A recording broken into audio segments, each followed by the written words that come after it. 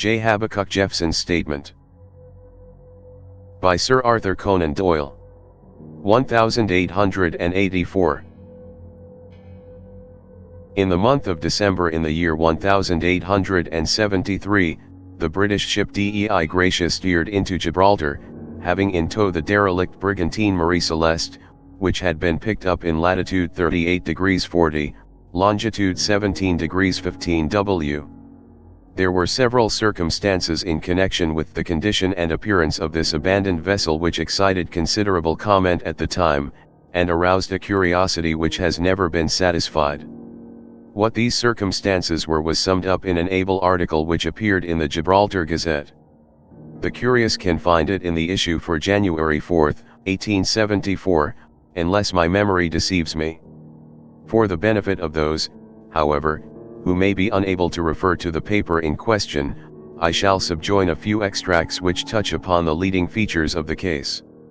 We have ourselves, says the anonymous writer in the Gazette, been over the derelict Marie Celeste, and have closely questioned the officers of the Dei Gratia on every point which might throw light on the affair. They are of opinion that she had been abandoned several days, or perhaps weeks, before being picked up. The official log, which was found in the cabin, states that the vessel sailed from Boston to Lisbon, starting upon October 16.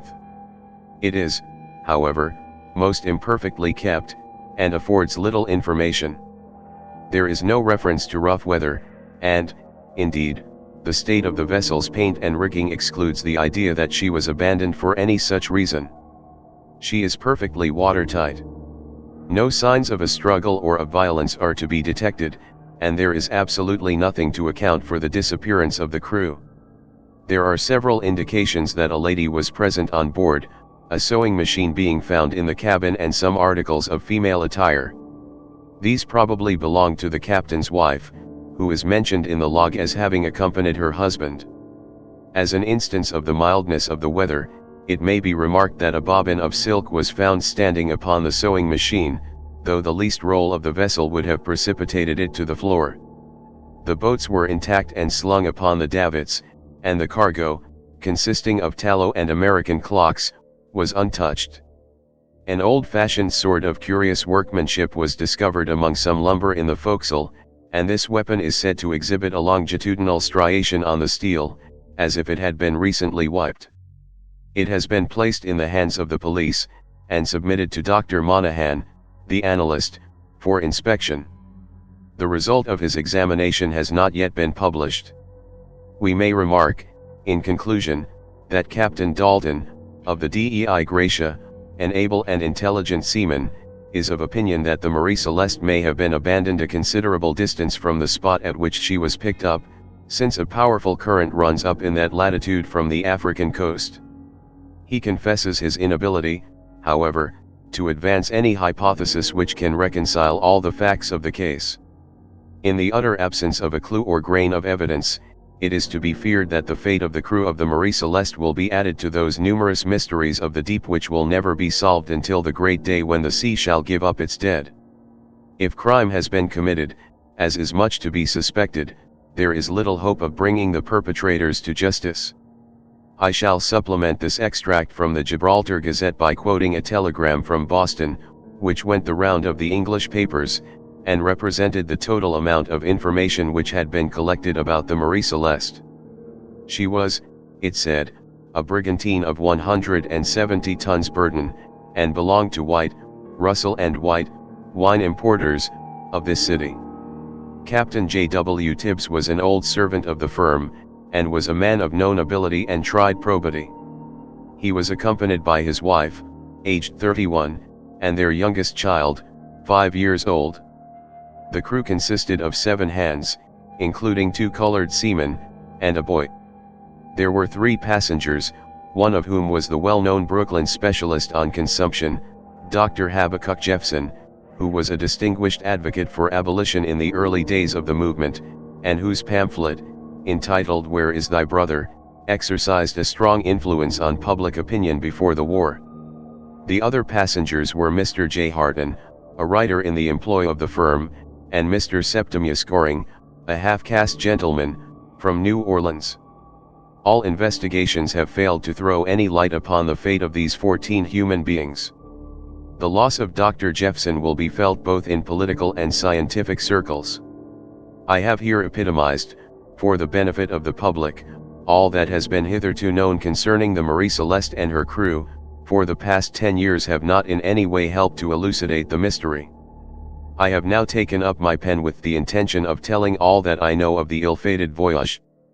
I consider that it is a duty which I owe to society, for symptoms which I am familiar with in others lead me to believe that before many months my tongue and hand may be alike incapable of conveying information.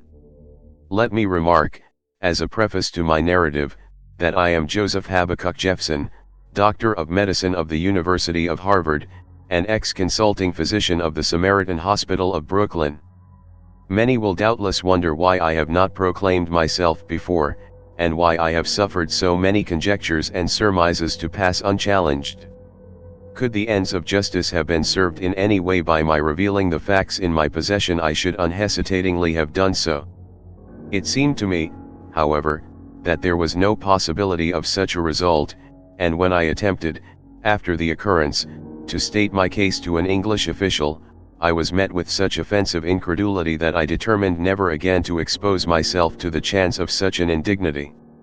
I can excuse the discourtesy of the Liverpool magistrate, however, when I reflect upon the treatment which I received at the hands of my own relatives, who, though they knew my unimpeachable character, listened to my statement with an indulgent smile as if humoring the delusion of a monomaniac. This slur upon my veracity led to a quarrel between myself and John Van Berger, the brother of my wife, and confirmed me in my resolution to let the matter sink into oblivion, a determination which I have only altered through my son's solicitations. In order to make my narrative intelligible, I must run lightly over one or two incidents in my former life which throw light upon subsequent events. My father, William K. Jefferson, was a preacher of the sect called Plymouth Brethren, and was one of the most respected citizens of Lowell. Like most of the other Puritans of New England, he was a determined opponent to slavery, and it was from his lips that I received those lessons which tinged every action of my life. While I was studying medicine at Harvard University, I had already made a mark as an advanced abolitionist, and when, after taking my degree, I bought a third share of the practice of Dr. Willis, of Brooklyn, I managed, in spite of my professional duties, to devote a considerable time to the cause which I had at heart, my pamphlet, Where is Thy Brother? Swarberg, Lister & Co., 1859, attracting considerable attention. When the war broke out, I left Brooklyn and accompanied the 113th New York Regiment through the campaign. I was present at the Second Battle of Bull's Run and at the Battle of Gettysburg. Finally, I was severely wounded at Antietam, and would probably have perished on the field had it not been for the kindness of a gentleman named Murray, who had me carried to his house and provided me with every comfort. Thanks to his charity, and to the nursing which I received from his black domestics, I was soon able to get about the plantation with the help of a stick. It was during this period of convalescence that an incident occurred which is closely connected with my story. Among the most assiduous of the negresses who had watched my couch during my illness there was one old crone who appeared to exert considerable authority over the others. She was exceedingly attentive to me, and I gathered from the few words that passed between us that she had heard of me, and that she was grateful to me for championing her oppressed race. One day as I was sitting alone in the veranda, basking in the sun, and debating whether I should rejoin Grant's army, I was surprised to see this old creature hobbling towards me. After looking cautiously around to see that we were alone, she fumbled in the front of her dress and produced a small chamois leather bag which was hung round her neck by a white cord. "Massa," she said, bending down and croaking the words into my ear, "me die soon. Me very old woman. Not stay long on Massa Murray's plantation." "You may live a long time yet, Martha," I answered. "You know I am a doctor. If you feel ill let me know about it, and I will try to cure you. No wish to live, wish to die. I'm gwine to join the heavenly host." Here she relapsed into one of those half-heathenish rhapsodies in which Negroes indulge. "But, Massa, Me have one thing must leave behind me when I go. No able to take it with me across the Jordan. That one thing very precious, more precious, and more holy than all thing else in the world. Me, a poor old black woman, have this because my people, very great people, suppose they was back in the old country. But you cannot understand the same as black folk could. My fader give it me, and his fader give it him, but now who shall I give it to? Poor Martha have no child, no relation, nobody. All round I see black man very bad man. Black woman very stupid woman. Nobody worthy of the stone. And so I say, here is Massa Jefferson who write books and fight for colored folk, he must be good man, and he shall have it though he is white man, and never can know what it mean or where it came from. Here the old woman fumbled in the chamois leather bag and pulled out a flattish black stone with a hole through the middle of it. Here, take it, she said, pressing it into my hand, take it. No harm never come from anything good.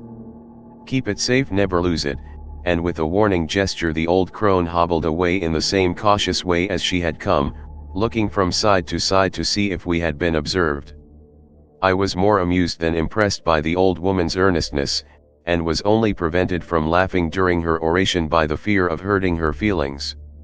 When she was gone I took a good look at the stone which she had given me.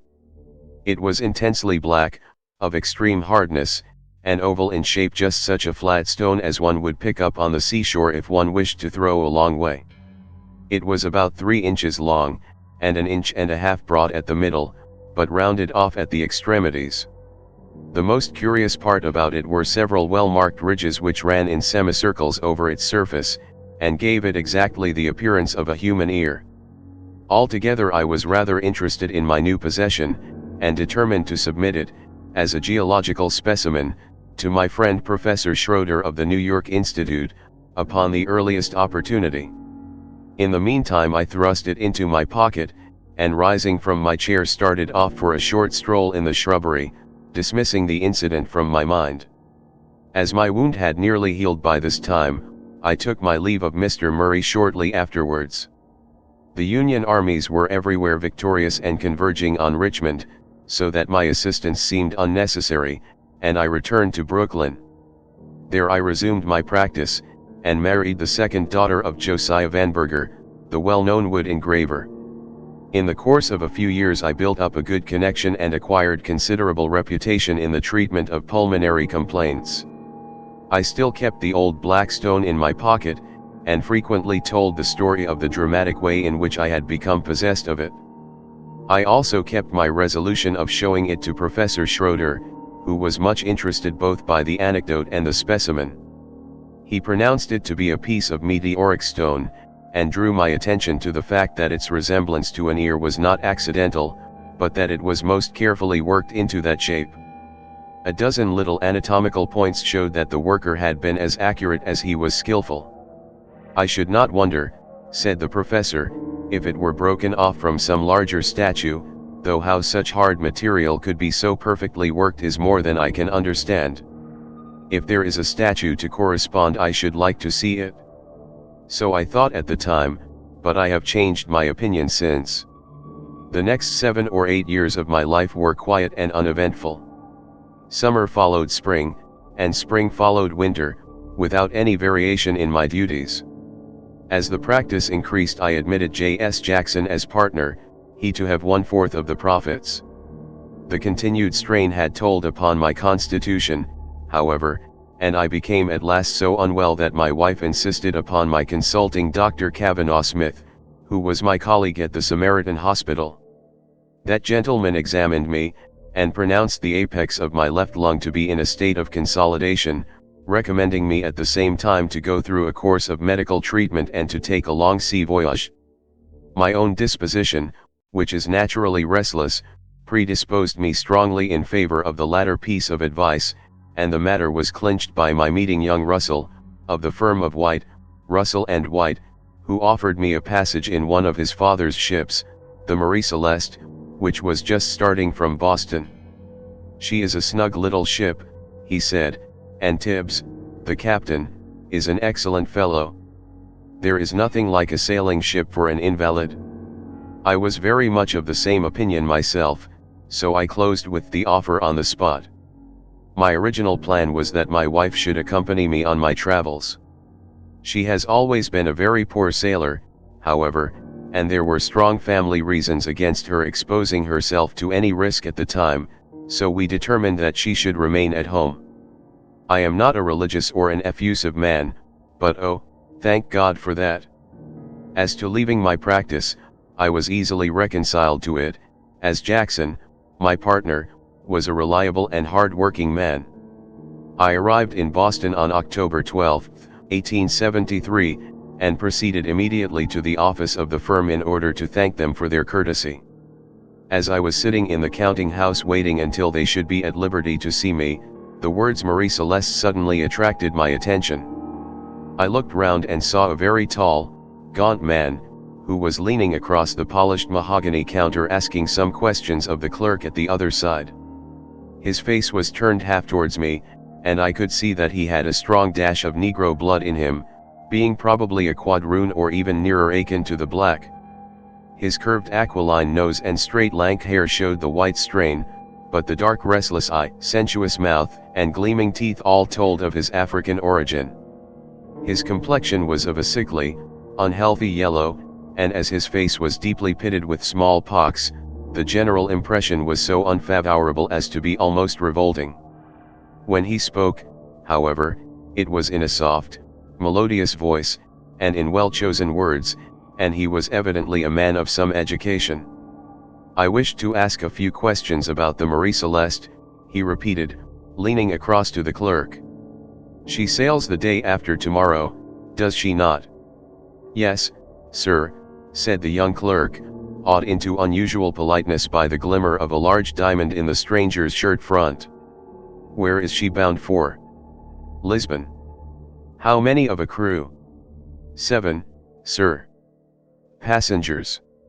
"Yes, 2. One of our young gentlemen, and a doctor from New York." "No gentleman from the South?" asked the stranger eagerly. "No, none, sir." "Is there room for another passenger?" "Accommodation for 3 more, answered the clerk. "I'll go," said the quadroon decisively, "I'll go, I'll engage my passage at once." "Put it down, will you, Mr. Septimius Goring, of New Orleans?" The clerk filled up a form and handed it over to the stranger, pointing to a blank space at the bottom. As Mr. Goring stooped over to sign it, I was horrified to observe that the fingers of his right hand had been lopped off, and that he was holding the pen between his thumb and the palm. I have seen thousands slain in battle, and assisted at every conceivable surgical operation, but I cannot recall any sight which gave me such a thrill of disgust as that great brown sponge-like hand with the single member protruding from it. He used it skillfully enough, however, for, dashing off his signature, he nodded to the clerk and strolled out of the office just as Mr. White sent out word that he was ready to receive me. I went down to the Marie Celeste that evening, and looked over my berth, which was extremely comfortable considering the small size of the vessel. Mr. Goring, whom I had seen in the morning, was to have the one next mine. Opposite was the captain's cabin and a small berth for Mr. John Harton, a gentleman who was going out in the interests of the firm. These little rooms were arranged on each side of the passage which led from the main deck to the saloon. The latter was a comfortable room, the paneling tastefully done in oak and mahogany, with a rich Brussels carpet and luxurious sets. I was very much pleased with the accommodation, and also with Tibbs the captain, a bluff, sailor-like fellow, with a loud voice and hearty manner, who welcomed me to the ship with effusion, and insisted upon our splitting a bottle of wine in his cabin. He told me that he intended to take his wife and youngest child with him on the voyage, and that he hoped with good luck to make Lisbon in 3 weeks. We had a pleasant chat and parted the best of friends, he warning me to make the last of my preparations next morning, as he intended to make a start by the midday tide, having now shipped all his cargo. I went back to my hotel, where I found a letter from my wife awaiting me, and, after a refreshing night's sleep, returned to the boat in the morning. From this point I am able to quote from the journal which I kept in order to vary the monotony of the long sea voyage. If it is somewhat bald in places I can at least rely upon its accuracy in details, as it was written conscientiously from day to day. October 16 cast off our warps at 2:30 and were towed out into the bay, where the tug left us, and with all sail set we bowled along at about 9 knots an hour. I stood upon the poop watching the low land of America sinking gradually upon the horizon until the evening haze hid it from my sight. A single red light, however, continued to blaze balefully behind us, throwing a long track like a trail of blood upon the water, and it is still visible as I write, though reduced to a mere speck. The captain is in a bad humor, for 2 of his hands disappointed him at the last moment, and he was compelled to ship a couple of Negroes who happened to be on the quay. The missing men were steady, reliable fellows, who had been with him several voyages, and their non-appearance puzzled as well as irritated him.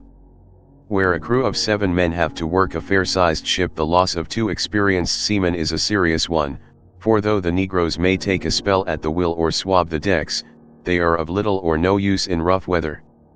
Our cook is also a black man, and Mr. Septimius Goring has a little darky servant, so that we are rather a piebald community. The accountant, John Harden, promises to be an acquisition, for he is a cheery, amusing young fellow.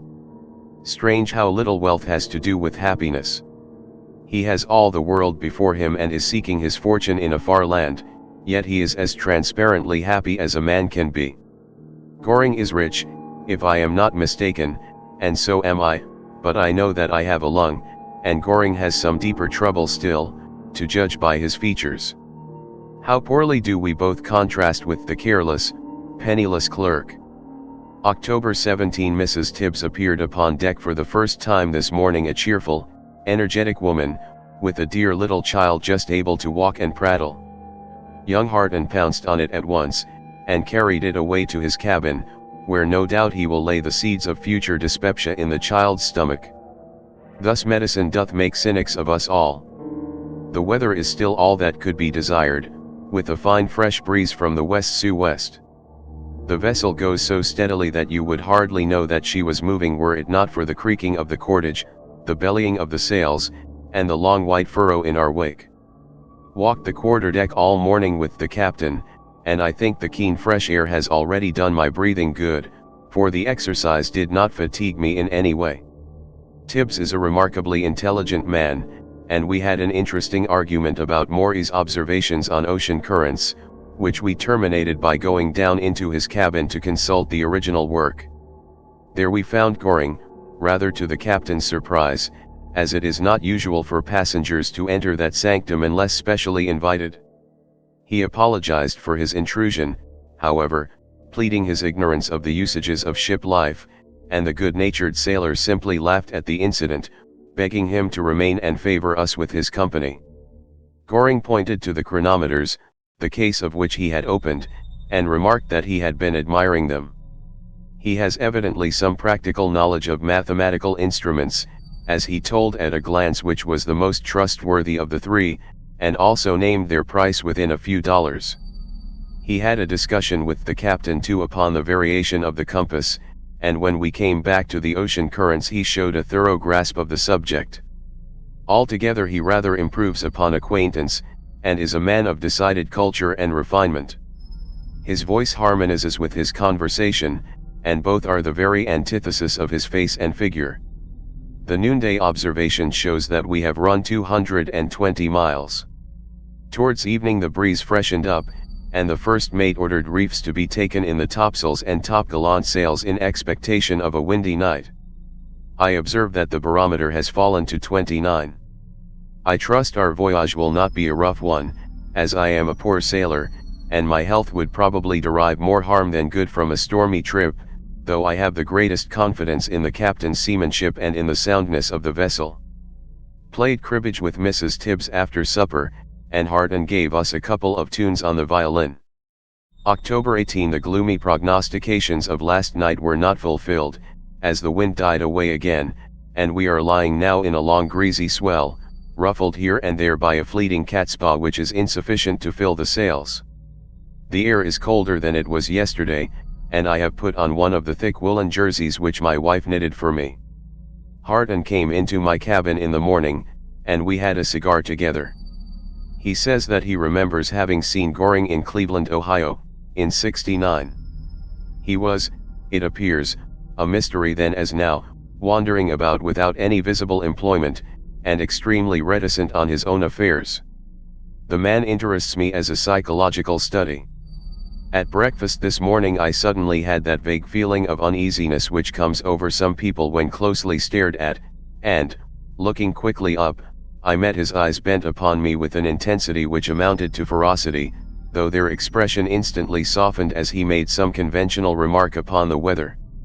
Curiously enough, Harden says that he had a very similar experience yesterday upon deck. I observe that Goring frequently talks to the colored seaman as he strolls about, a trait which I rather admire, as it is common to find half-breeds ignore their dark strain and treat their black kinsfolk with greater intolerance than a white man would do. His little page is devoted to him, apparently, which speaks well for his treatment of him. Altogether, the man is a curious mixture of incongruous qualities, and unless I am deceived in him will give me food for observation during the voyage. The captain is grumbling about his chronometers, which do not register exactly the same time. He says it is the first time that they have ever disagreed. We were unable to get a noonday observation on account of the haze. By dead reckoning, we have done about 170 miles in the 24 hours. The dark seamen have proved, as the skipper prophesied, to be very inferior hands, but as they can both manage the wheel well they are kept steering, and so leave the more experienced men to work the ship. These details are trivial enough, but a small thing serves as food for gossip aboard ship. The appearance of a whale in the evening caused quite a flutter among us. From its sharp back and forked tail, I should pronounce it to have been a rorqual, or finner, as they are called by the fishermen. October 19 wind was cold, so I prudently remained in my cabin all day, only creeping out for dinner. Lying in my bunk I can, without moving, reach my books, pipes, or anything else I may want, which is one advantage of a small apartment. My old wound began to ache a little today, probably from the cold. Read Montaigne's essays and nursed myself. Harden came in the afternoon with Dottie, the captain's child, and the skipper himself followed, so that I held quite a reception. October 20th and 21 still cold, with a continual drizzle of rain, and I have not been able to leave the cabin. This confinement makes me feel weak and depressed. Goring came in to see me, but his company did not tend to cheer me up much, as he hardly uttered a word, but contented himself with staring at me in a peculiar and rather irritating manner. He then got up and stole out of the cabin without saying anything. I am beginning to suspect that the man is a lunatic. I think I mentioned that his cabin is next to mine. The two are simply divided by a thin wooden partition which is cracked in many places, some of the cracks being so large that I can hardly avoid, as I lie in my bunk, observing his motions in the adjoining room. Without any wish to play the spy, I see him continually stooping over what appears to be a chart and working with a pencil and compasses. I have remarked the interest he displays in matters connected with navigation, but I am surprised that he should take the trouble to work out the course of the ship. However, it is a harmless amusement enough, and no doubt he verifies his results by those of the captain. I wish the man did not run in my thoughts so much. I had a nightmare on the night of the 20th, in which I thought my bunk was a coffin, that I was laid out in it, and that Goring was endeavoring to nail up the lid, which I was frantically pushing away. Even when I woke up, I could hardly persuade myself that I was not in a coffin. As a medical man, I know that a nightmare is simply a vascular derangement of the cerebral hemispheres, and yet in my weak state I cannot shake off the morbid impression which it produces. October 22 a fine day, with hardly a cloud in the sky, and a fresh breeze from the southwest which wafts us gaily on our way. There has evidently been some heavy weather near us, as there is a tremendous swell on, and the ship lurches until the end of the foreyard nearly touches the water. Had a refreshing walk up and down the quarter-deck, though I have hardly found my sea legs yet. Several small birds chaffinches, I think perched in the rigging. 4.40 p.m. While I was on deck this morning I heard a sudden explosion from the direction of my cabin, and, hurrying down, found that I had very nearly met with a serious accident. Goring was cleaning a revolver, it seems, in his cabin, when one of the barrels which he thought was unloaded went off. The ball passed through the side partition and embedded itself in the bulwarks in the exact place where my head usually rests. I have been under fire too often to magnify trifles, but there is no doubt that if I had been in the bunk it must have killed me. Goring, poor fellow, did not know that I had gone on deck that day, and must therefore have felt terribly frightened. I never saw such emotion in a man's face as when, on rushing out of his cabin with the smoking pistol in his hand, he met me face to face as I came down from deck. Of course, he was profuse in his apologies, though I simply laughed at the incident. 11 p.m. A misfortune has occurred so unexpected and so horrible that my little escape of the morning dwindles into insignificance. Mrs. Tibbs and her child have disappeared, utterly and entirely disappeared. I can hardly compose myself to write the sad details. About 8:30 Tibbs rushed into my cabin with a very white face and asked me if I had seen his wife. I answered that I had not. He then ran wildly into the saloon and began groping about for any trace of her, while I followed him, endeavoring vainly to persuade him that his fears were ridiculous. We hunted over the ship for an hour and a half without coming on any sign of the missing woman or child. Poor Tibbs lost his voice completely from calling her name. Even the sailors, who are generally stolid enough, were deeply affected by the sight of him as he roamed bareheaded and dishevelled about the deck, searching with feverish anxiety the most impossible places, and returning to them again and again with a piteous pertinacity. The last time she was seen was about 7 o'clock, when she took Dotty onto the poop to give him a breath of fresh air before putting him to bed. There was no one there at the time except the black seaman at the wheel, who denies having seen her at all. The whole affair is wrapped in mystery. My own theory is that while Mrs. Tibbs was holding the child and standing near the bulwarks it gave a spring and fell overboard, and that in her convulsive attempt to catch or save it, she followed it. I cannot account for the double disappearance in any other way. It is quite feasible that such a tragedy should be enacted without the knowledge of the man at the wheel, since it was dark at the time, and the peaked skylights of the saloon screened the greater part of the quarter-deck. Whatever the truth may be, it is a terrible catastrophe, and has cast the darkest gloom upon our voyage. The mate has put the ship about, but of course there is not the slightest hope of picking them up. The captain is lying in a state of stupor in his cabin.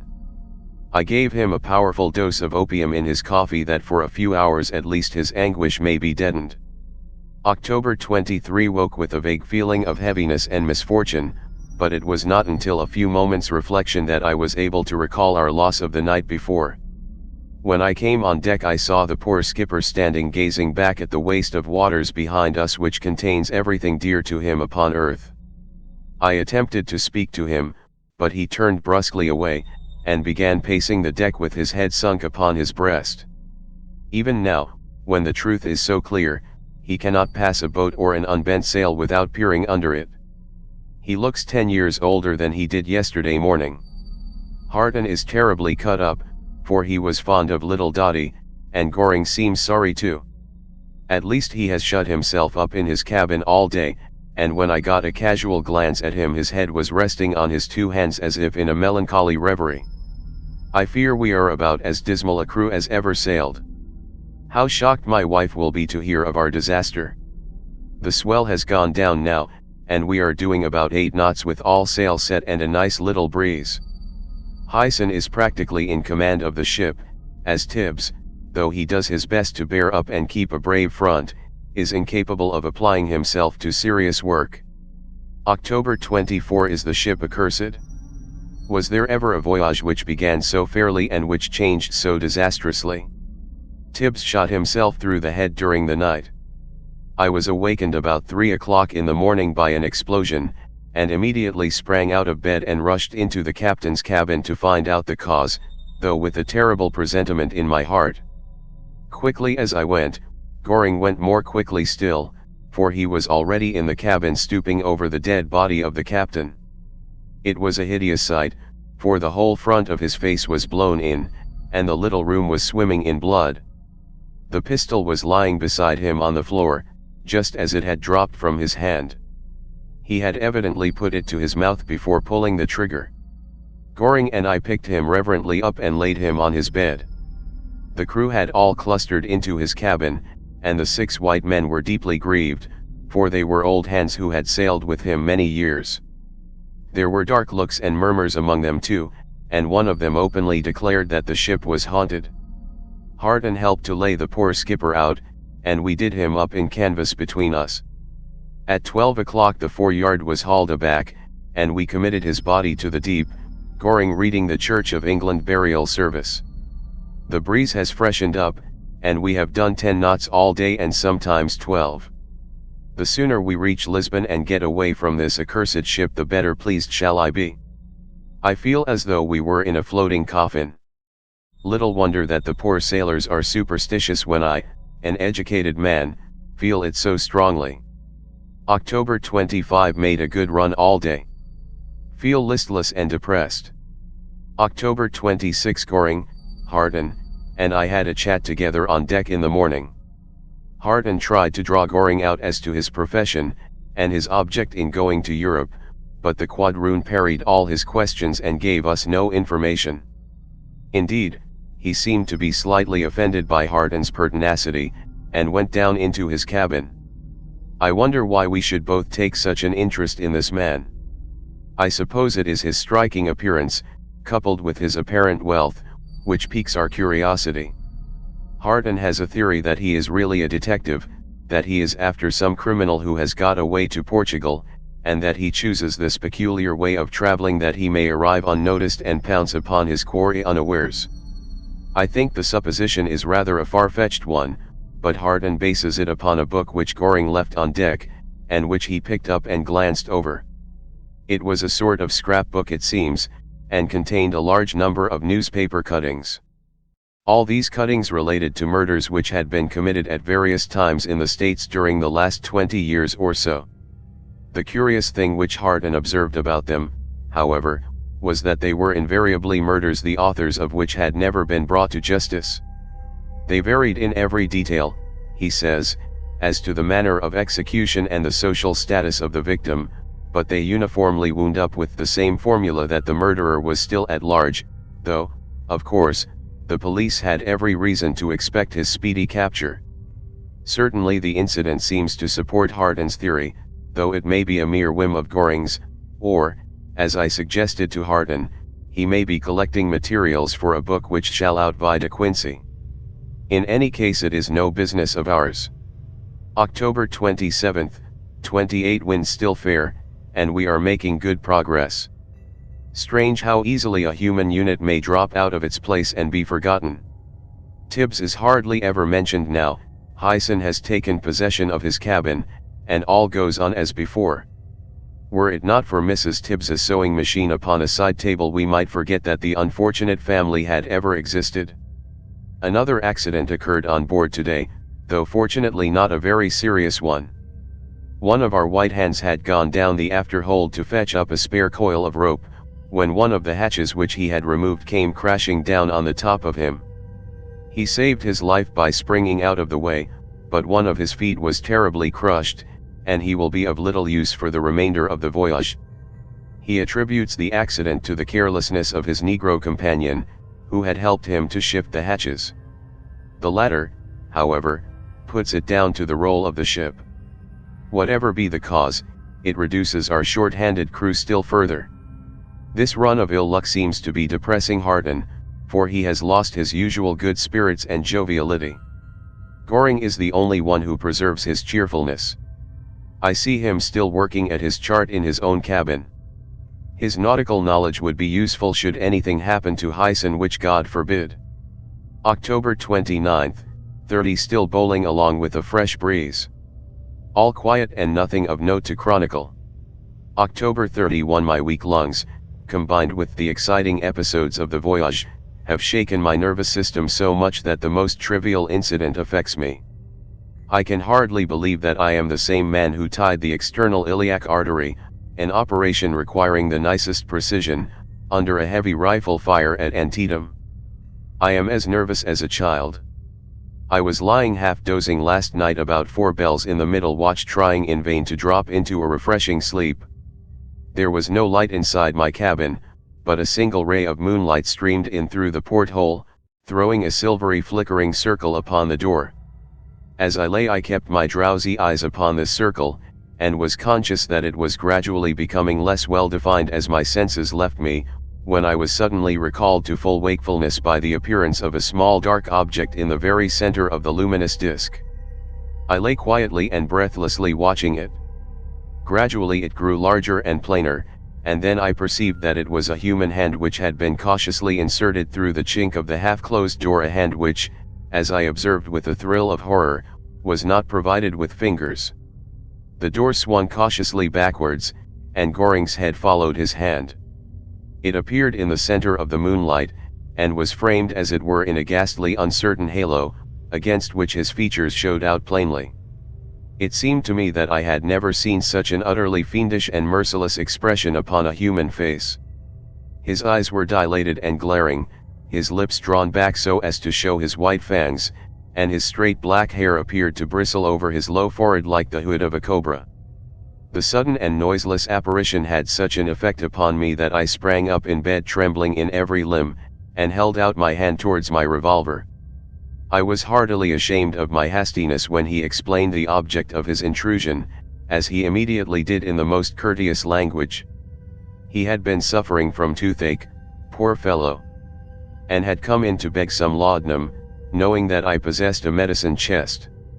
As to a sinister expression, he is never a beauty, and what with my state of nervous tension and the effect of the shifting moonlight, it was easy to conjure up something horrible. I gave him 20 drops, and he went off again with many expressions of gratitude. I can hardly say how much this trivial incident affected me. I have felt unstrung all day.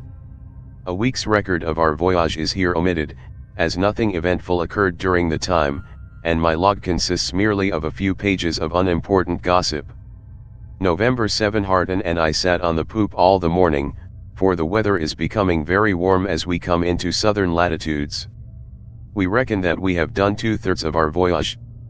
How glad we shall be to see the green banks of the Tagus, and leave this unlucky ship forever. I was endeavoring to amuse Harden today and to while away the time by telling him some of the experiences of my past life. Among others, I related to him how I came into the possession of my black stone, and as a finale I rummaged in the side pocket of my old shooting coat and produced the identical object in question. He and I were bending over it together, I pointing out to him the curious ridges upon its surface, when we were conscious of a shadow falling between us and the sun, and looking round saw Goring standing behind us glaring over our shoulders at the stone. For some reason or other he appeared to be powerfully excited, though he was evidently trying to control himself and to conceal his emotion. He pointed once or twice at my relic with his stubby thumb before he could recover himself sufficiently to ask what it was and how I obtained it, a question put in such a brusque manner that I should have been offended had I not known the man to be an eccentric. I told him the story very much as I had told it to Harden.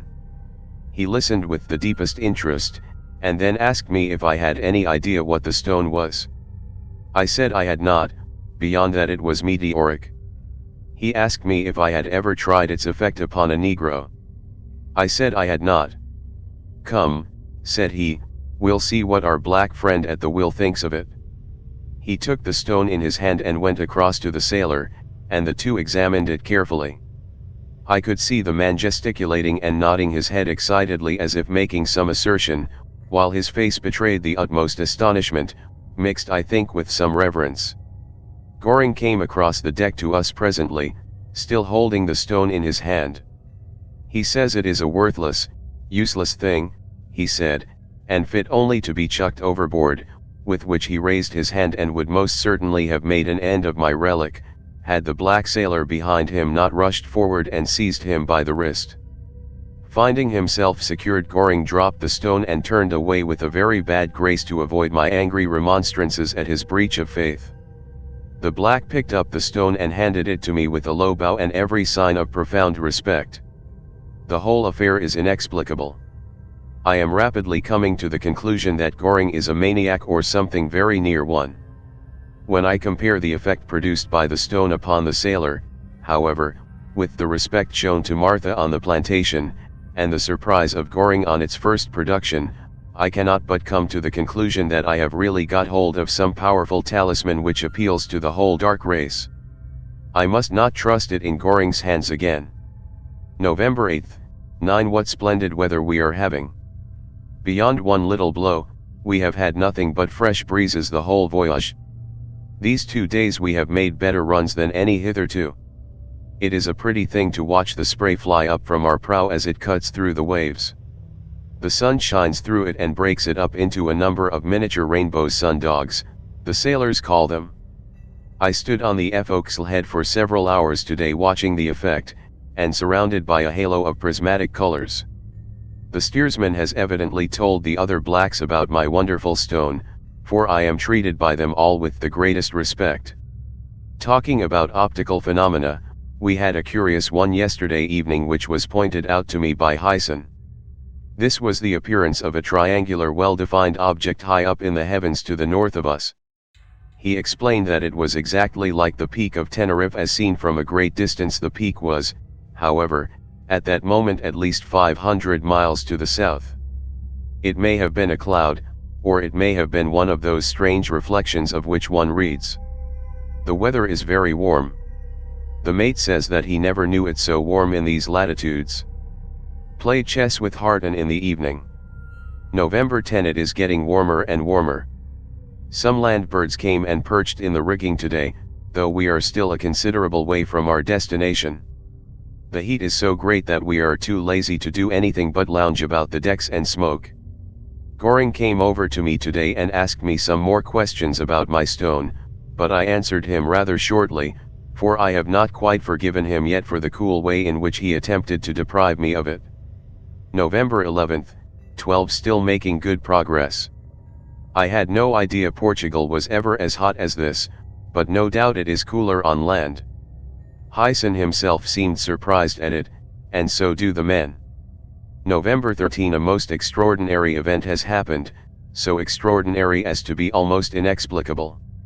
Either Hyson has blundered wonderfully, or some magnetic influence has disturbed our instruments. Just about daybreak the watch on the forecastle head shouted out that he heard the sound of surf ahead, and Hyson thought he saw the loom of land. The ship was put about, and, though no lights were seen, none of us doubted that we had struck the Portuguese coast a little sooner than we had expected. What was our surprise to see the scene which was revealed to us at break of day. As far as we could look on either side was one long line of surf, great, green billows rolling in and breaking into a cloud of foam.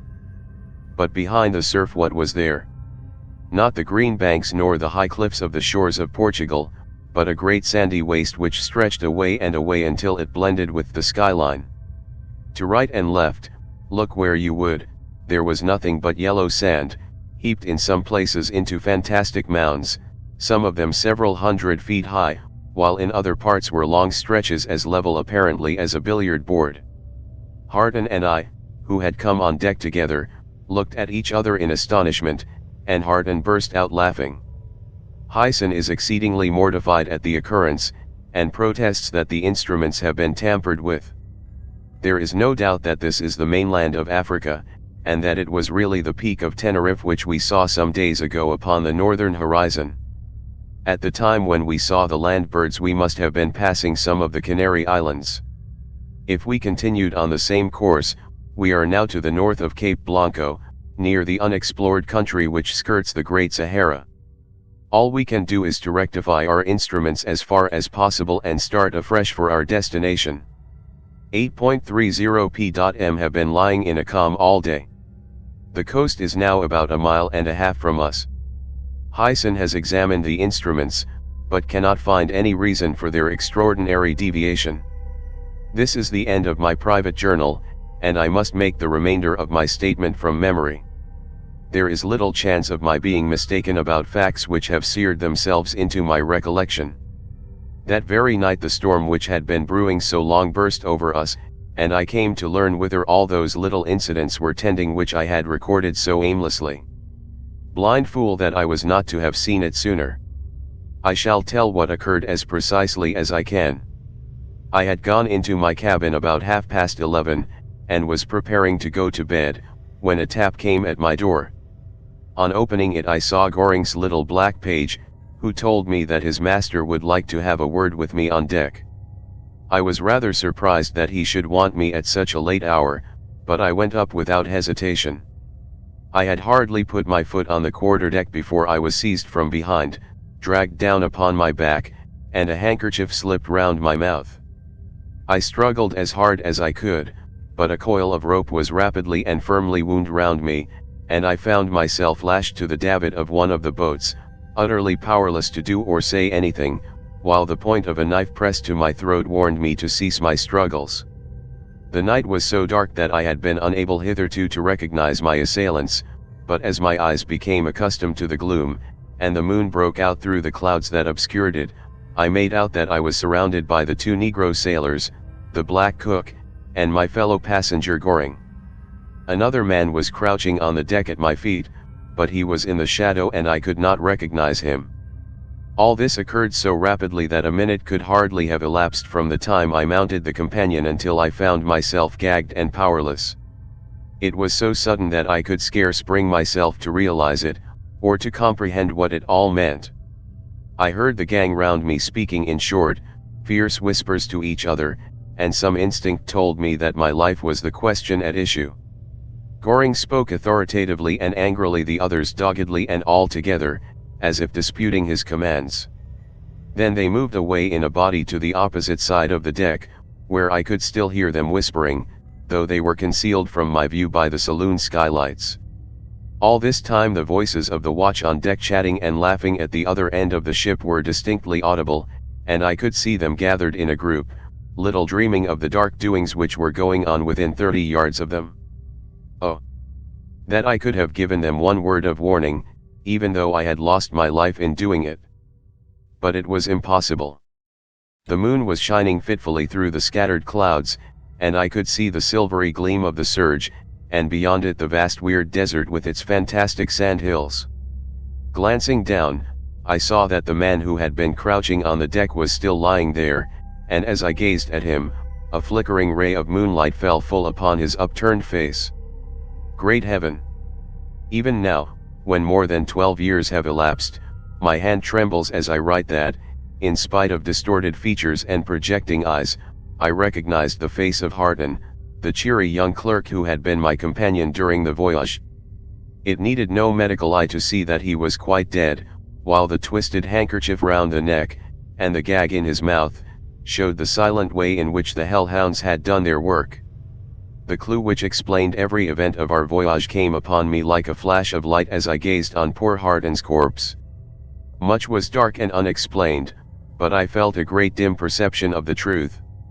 I heard the striking of a match at the other side of the skylights, and then I saw the tall, gaunt figure of Goring standing up on the bulwarks and holding in his hands what appeared to be a dark lantern. He lowered this for a moment over the side of the ship, and, to my inexpressible astonishment, I saw it answered instantaneously by a flash among the sand hills on shore, which came and went so rapidly, that unless I had been following the direction of Goring's gaze, I should never have detected it. Again he lowered the lantern, and again it was answered from the shore. He then stepped down from the bulwarks, and in doing so slipped, making such a noise, that for a moment my heart bounded with the thought that the attention of the watch would be directed to his proceedings. It was a vain hope. The night was calm and the ship motionless, so that no idea of duty kept them vigilant. Hyson, who after the death of Tibbs was in command of both watches, had gone below to snatch a few hours' sleep, and the boatswain who was left in charge was standing with the other two men at the foot of the foremast. Powerless, speechless, with the cords cutting into my flesh and the murdered man at my feet, I awaited the next act in the tragedy. The 4 ruffians were standing up now at the other side of the deck. The cook was armed with some sort of a cleaver, the others had knives, and Goring had a revolver. They were all leaning against the rail and looking out over the water as if watching for something. I saw one of them grasp another's arm and point as if at some object, and following the direction I made out the loom of a large moving mass making towards the ship. As it emerged from the gloom I saw that it was a great canoe crammed with men and propelled by at least a score of paddles. As it shot under our stern the watch caught sight of it also, and raising a cry hurried aft. They were too late, however. A swarm of gigantic Negroes clambered over the quarter, and led by Goring swept down the deck in an irresistible torrent. All opposition was overpowered in a moment, the unarmed watch were knocked over and bound, and the sleepers dragged out of their bunks and secured in the same manner. Hyson made an attempt to defend the narrow passage leading to his cabin, and I heard a scuffle, and his voice shouting for assistance. There was none to assist, however, and he was brought onto the poop with the blood streaming from a deep cut in his forehead. He was gagged like the others, and a council was held upon our fate by the Negroes. I saw our black seamen pointing towards me and making some statement, which was received with murmurs of astonishment and incredulity by the savages. One of them then came over to me, and plunging his hand into my pocket took out my black stone and held it up. He then handed it to a man who appeared to be a chief, who examined it as minutely as the light would permit, and muttering a few words passed it on to the warrior beside him, who also scrutinized it and passed it on until it had gone from hand to hand round the whole circle. The chief then said a few words to Goring in the native tongue, on which the quadroon addressed me in English. At this moment I seemed to see the scene. The tall masts of the ship with the moonlight streaming down, silvering the yards and bringing the network of cordage into hard relief, the group of dusky warriors leaning on their spears, the dead man at my feet, the line of white-faced prisoners, and in front of me the loathsome half-breed, looking in his white linen and elegant clothes a strange contrast to his associates. "You will bear me witness," he said in his softest accents, "that I am no party to sparing your life. If it rested with me you would die as these other men are about to do. I have no personal grudge against either you or them, but I have devoted my life to the destruction of the white race, and you are the first that has ever been in my power and has escaped me. You may thank that stone of yours for your life. These poor fellows reverence it, and indeed if it really be what they think it is they have cause. Should it prove when we get ashore that they are mistaken, and that its shape and material is a mere chance, nothing can save your life. In the meantime we wish to treat you well, so if there are any of your possessions which you would like to take with you, you are at liberty to get them." As he finished he gave a sign, and a couple of the Negroes unbound me, though without removing the gag. I was led down into the cabin, where I put a few valuables into my pockets, together with a pocket compass and my journal of the voyage. They then pushed me over the side into a small canoe, which was lying beside the large one, and my guards followed me, and shoving off began paddling for the shore. We had got about 100 yards or so from the ship when our steersman held up his hand, and the paddlers paused for a moment and listened. Then on the silence of the night I heard a sort of dull, moaning sound, followed by a succession of splashes in the water. That is all I know of the fate of my poor shipmates. Almost immediately afterwards the large canoe followed us, and the deserted ship was left drifting about a dreary, spectre-like hulk. Nothing was taken from her by the savages. The whole fiendish transaction was carried through as decorously and temperately as though it were a religious rite. The first grey of daylight was visible in the east as we passed through the surge and reached the shore. Leaving half a dozen men with the canoes, the rest of the Negroes set off through the sand hills, leading me with them, but treating me very gently and respectfully. It was difficult walking, as we sank over our ankles into the loose, shifting sand at every step, and I was nearly dead beat by the time we reached the native village, or town rather, for it was a place of considerable dimensions. The houses were conical structures not unlike beehives, and were made of compressed seaweed cemented over with a rude form of mortar, there being neither stick nor stone upon the coast nor anywhere within many hundreds of miles. As we entered the town, an enormous crowd of both sexes came swarming out to meet us, beating tom-toms and howling and screaming. On seeing me, they redoubled their yells and assumed a threatening attitude, which was instantly quelled by a few words shouted by my escort. A buzz of wonder succeeded the war cries and yells of the moment before, and the whole dense mass proceeded down the broad central street of the town, having my escort and myself in the center.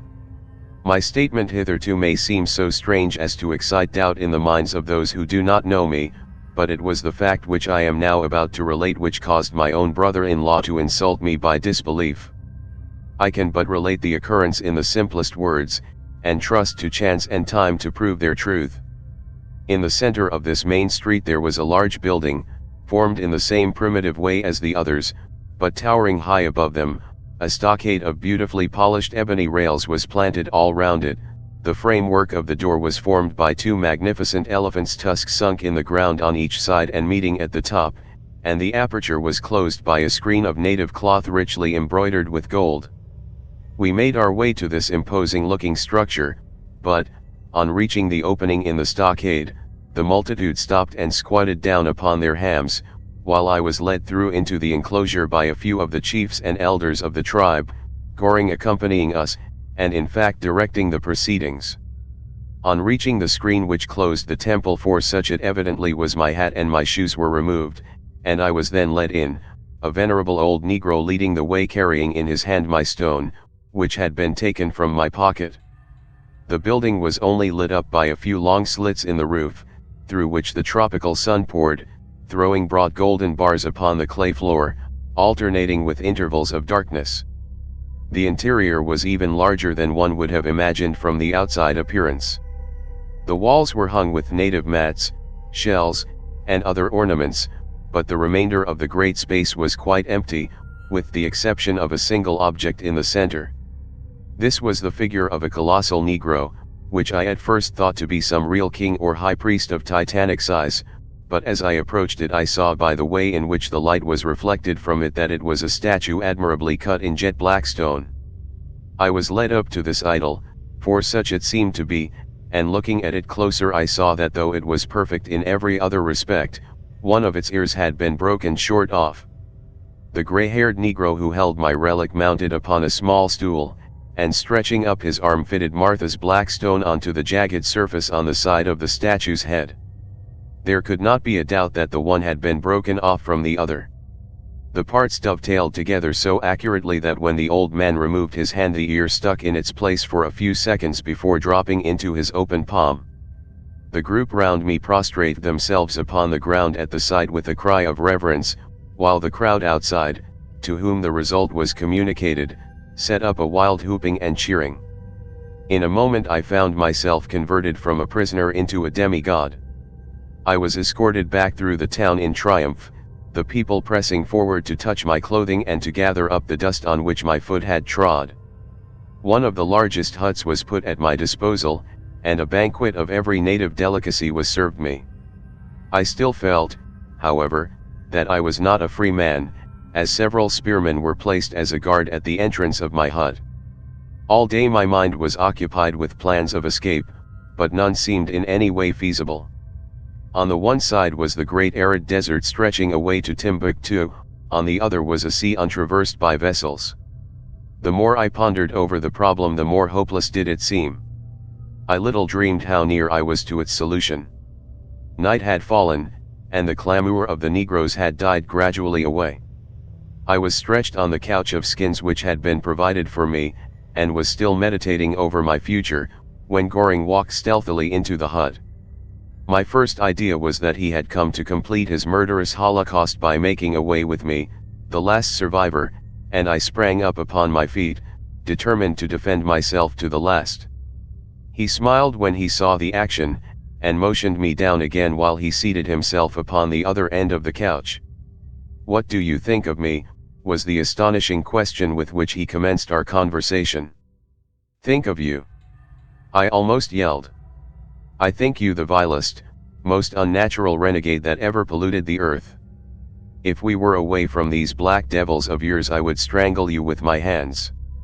"Don't speak so loud," he said, without the slightest appearance of irritation. "I don't want our chat to be cut short." "So you would strangle me, would you?" he went on, with an amused smile. "I suppose I am returning good for evil, for I have come to help you to escape." "You?" I gasped incredulously. "Yes, he continued. "Oh, there is no credit to me in the matter. I am quite consistent. There is no reason why I should not be perfectly candid with you. I wish to be king over these fellows, not a very high ambition, certainly, but you know what Caesar said about being first in a village in Gaul. Well, this unlucky stone of yours has not only saved your life, but has turned all their heads so that they think you are come down from heaven, and my influence will be gone until you are out of the way. That is why I am going to help you to escape, since I cannot kill you." This in the most natural and dulcet voice, as if the desire to do so were a matter of course. "You would give the world to ask me a few questions," he went on, after a pause, "but you are too proud to do it. Never mind, I'll tell you one or two things, because I want your fellow white men to know them when you go back, if you are lucky enough to get back. About that cursed stone of yours, for instance. These Negroes, or at least so the legend goes, were Mahometans originally. While Muhammad himself was still alive, there was a schism among his followers, and the smaller party moved away from Arabia, and eventually crossed Africa. They took away with them, in their exile, a valuable relic of their old faith in the shape of a large piece of the Black Stone of Mecca. The stone was a meteoric one, as you may have heard, and in its fall upon the earth it broke into two pieces. One of these pieces is still at Mecca. The larger piece was carried away to Barbary, where a skillful worker modeled it into the fashion which you saw today.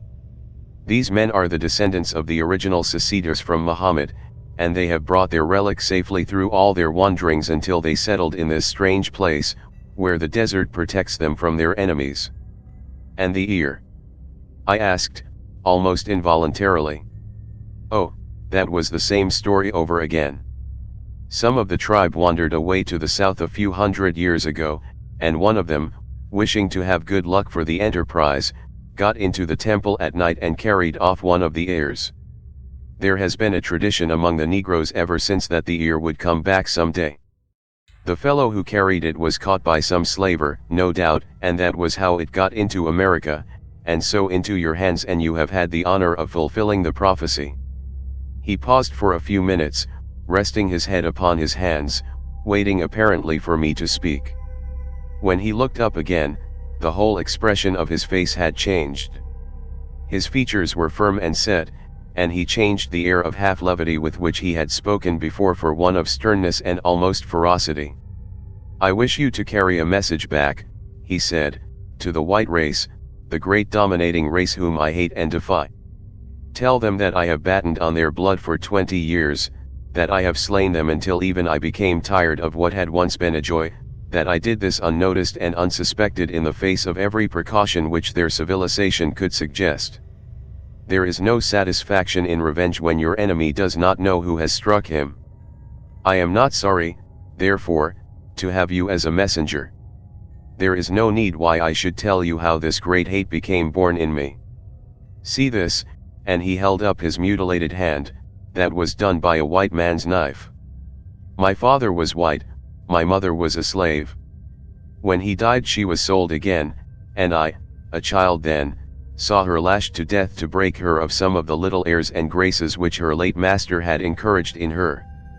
My young wife, too, oh, my young wife," a shudder ran through his whole frame. "No matter. I swore my oath, and I kept it. From Maine to Florida, and from Boston to San Francisco, you could track my steps by sudden deaths which baffled the police. I warred against the whole white race as they for centuries had warred against the black one. At last, as I tell you, I sickened of blood. Still, the sight of a white face was abhorrent to me, and I determined to find some bold free black people and to throw in my lot with them, to cultivate their latent powers, and to form a nucleus for a great colored nation. This idea possessed me, and I traveled over the world for 2 years seeking for what I desired. At last I almost despaired of finding it. There was no hope of regeneration in the slave-dealing Sudanes, the debased Fanti, or the Americanized Negroes of Liberia. I was returning from my quest when chance brought me in contact with this magnificent tribe of dwellers in the desert, and I threw in my lot with them. Before doing so, however, my old instinct of revenge prompted me to make one last visit to the United States, and I returned from it in the Marie Celeste. As to the voyage itself, your intelligence will have told you by this time that, thanks to my manipulation, both compasses and chronometers were entirely untrustworthy. I alone worked out the course with correct instruments of my own, while the steering was done by my black friends under my guidance. I pushed Tibbs's wife overboard. What? You look surprised and shrink away. Surely you had guessed that by this time. I would have shot you that day through the partition, but unfortunately you were not there. I tried again afterwards, but you were awake. I shot Tibbs. I think the idea of suicide was carried out rather neatly. Of course, when once we got on the coast, the rest was simple. I had bargained that all on board should die, but that stone of yours upset my plans. I also bargained that there should be no plunder. No one can say we are pirates. We have acted from principle, not from any sordid motive. I listened in amazement to the summary of his crimes which this strange man gave me, all in the quietest and most composed of voices, as though detailing incidents of everyday occurrence. I still seemed to see him sitting like a hideous nightmare at the end of my couch, with the single rude lamp flickering over his cadaverous features. And now, he continued, there is no difficulty about your escape. These stupid adopted children of mine will say that you have gone back to heaven from whence you came. The wind blows off the land. I have a boat all ready for you, well stored with provisions and water. I am anxious to be rid of you, so you may rely that nothing is neglected.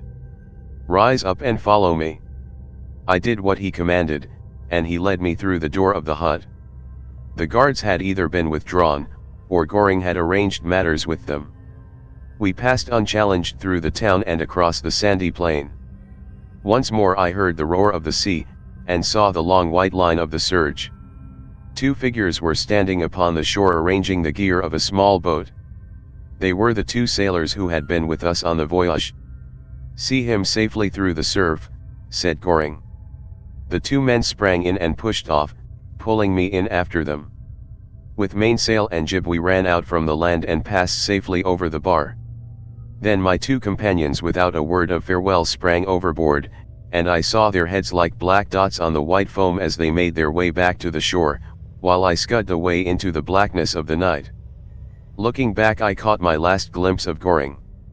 He was standing upon the summit of a sand hill, and the rising moon behind him threw his gaunt angular figure into hard relief. He was waving his arms frantically to and fro. It may have been to encourage me on my way, but the gestures seemed to me at the time to be threatening ones, and I have often thought that it was more likely that his old savage instinct had returned when he realized that I was out of his power. Be that as it may, it was the last that I ever saw or ever shall see of Septimius Goring. There is no need for me to dwell upon my solitary voyage. I steered as well as I could for the Canaries, but was picked up upon the 5th day by the British and African Steam Navigation Company's boatman Rovia. Let me take this opportunity of tendering my sincerest thanks to Captain Stornoway and his officers for the great kindness which they showed me from that time till they landed me in Liverpool, where I was enabled to take one of the Guiana boats to New York. From the day on which I found myself once more in the bosom of my family, I have said little of what I have undergone. The subject is still an intensely painful one to me, and the little which I have dropped has been discredited. I now put the facts before the public as they occurred, careless how far they may be believed, and simply writing them down because my lung is growing weaker, and I feel the responsibility of holding my peace longer. I make no vague statement. Turn to your map of Africa. There above Cape Blanco, where the land trends away north and south from the westernmost point of the continent, there it is that Septimius Goring still reigns over his dark subjects, unless retribution has overtaken him, and there, where the long green ridges run swiftly in to roar and hiss upon the hot yellow sand, it is there that Harton lies with Hyson and the other poor fellows who were done to death in the Marie Celeste.